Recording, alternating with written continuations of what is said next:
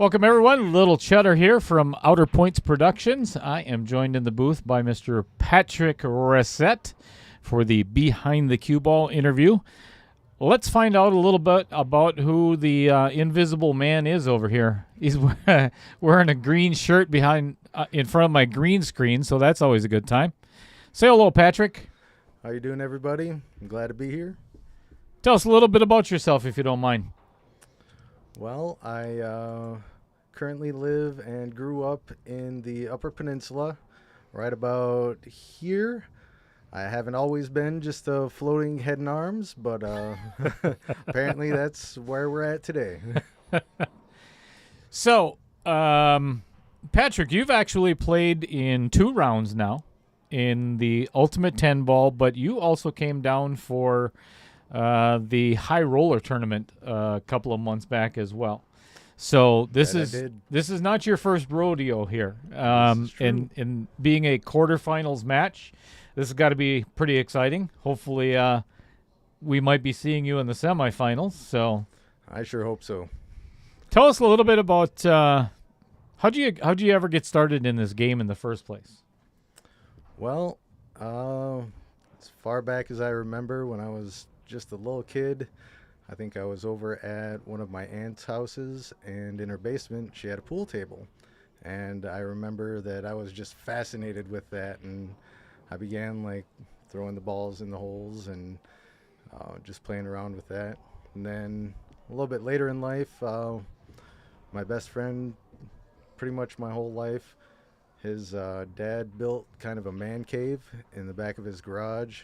Had it heated, had a big screen, had a pool table in it, and that's where I spent a lot of time. Even when we would go out there at nights during the weekends, I would always be the last person hitting balls around, sometimes until daylight. So from then, how did you end up getting involved in tournament pool? Well, my parents always knew that I liked playing. And after my first year of college, they bought me my first pool cue. I still have it. I think I need to get it refurbished. And what was it? It's a Viking Pool Shooter 4 series or something like that. Yeah. I think I need to have the linen wrap redone and maybe a little bit other reconditioning. But when I was in college, I turned 21. I went to my first bar tournament. It was just a small college bar tournament. I ended up losing my first game, then ended up winning the tournament. And wow. From there I was hooked. And actually at one point in time, while I was still in college, I knew of a place that either had free pool or a pool tournament every single night of the week. So that's where I spent a lot of my time in college. Nice. So if you look back over your career, so your pool career, how old are you? 47 years old. 47. Married, kids, or anything, or? None of the above. That's why you get to play pool so much. Indeed. So, what would you consider your biggest win, other than that win that got you hooked? Is there one that sticks out? I've had a few certainly fun wins. I believe approximately 3 years ago in the Dr. Pool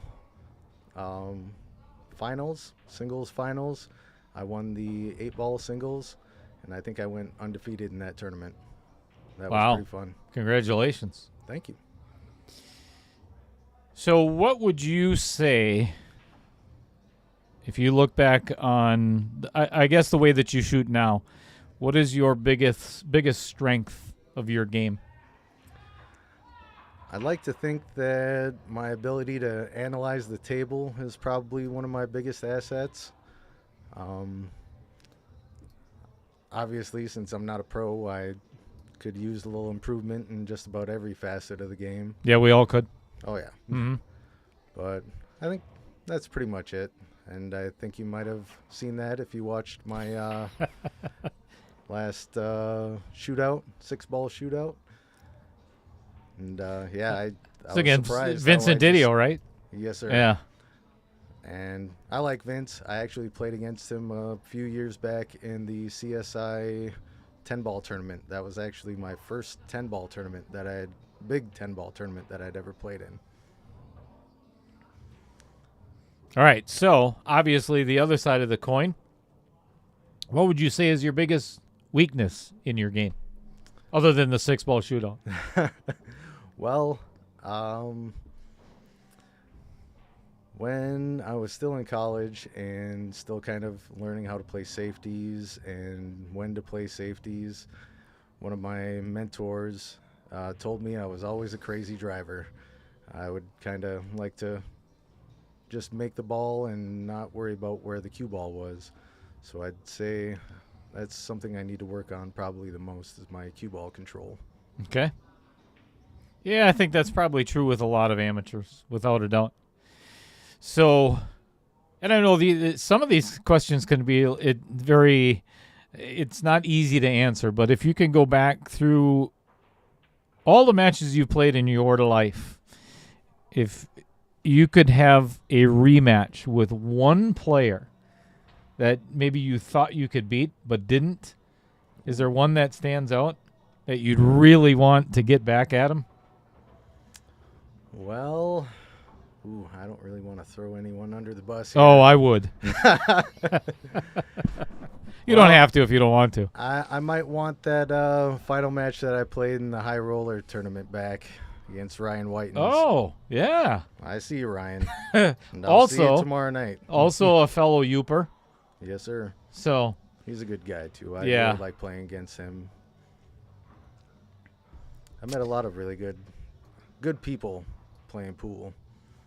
Like, do you? And I'm, yeah. The pool community is a pretty tight-knit family at times. yes, sir. Everybody has that family member that annoys the hell out of them, but we're most of them are a pretty good group. Oh yeah, and I like to pride myself on being that member that kind of annoys a lot of people by not letting them beat up on me too much. Well, you got to be that way sometimes. I think so. I've never felt bad for an opponent that I've beaten in a match, other than one time. And you met him in the high roller, Tim Stockinger, because it was in this tournament. Or I'm sorry, it was the ultimate 8-ball where he scratched on the last shot. Oh, literally like almost the last shot. So in that instance, I'll feel bad, but no, we're all in this game to win, right? Exactly. No doubt. Win and learn. Who do you look up to in pool? Do you have a mentor? Well, for pros, I would probably say standard Shane Van Boning, and of course the GOAT Efren. Those are probably two of my most looked up to pool players of all time. But like personally, I'd probably say I've had quite a few people that have influenced my game and that have taught me a lot about the game in general. But Ramiro Sanchez was from Lansing area, someone that taught me a lot about how to play. Ramiro Sanchez. I've not heard that name. Pro?